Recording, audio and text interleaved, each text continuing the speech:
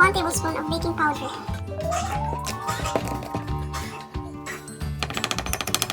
Set aside muna natin. Add lang tayo ng 3 cups sugar. 5 large eggs or 6, depende po sa laki ng itlog niyo po. Itlog niyo po.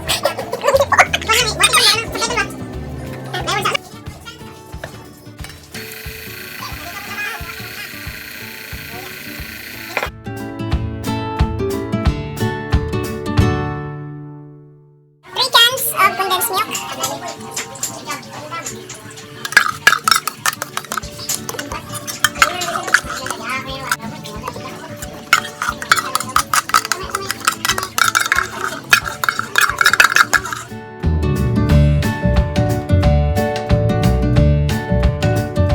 Add butter.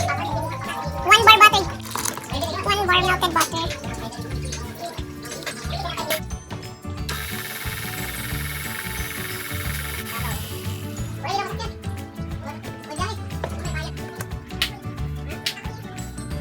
Na-separate mo. Ilagay lang natin yung namit natin.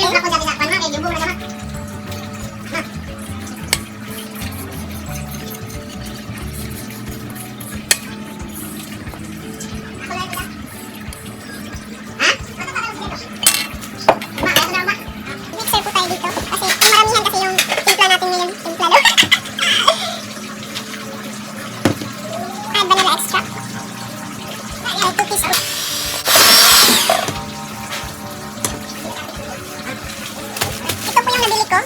Desiccated coconut.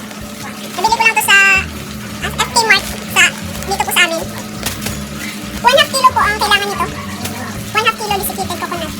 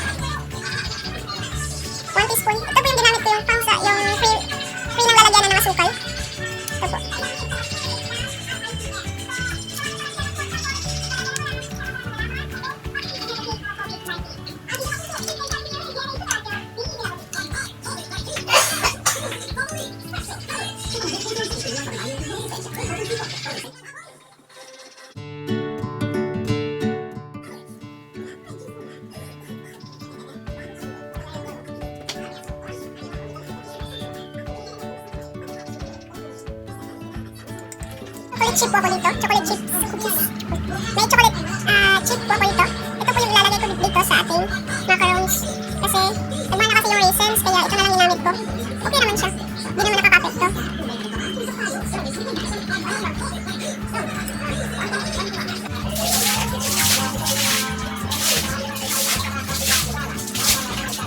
I-bake na po natin ito ng 30 minutes sa oven. Or 15 to... I-bake na po natin ito 15 to 20 minutes.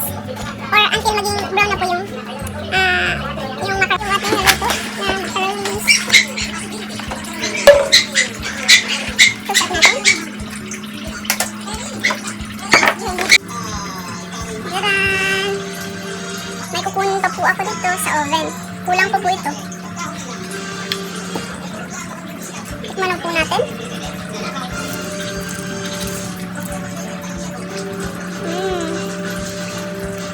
Moist po yung sa ano. Super moist. Tapos crispy po yung sa ibabaw.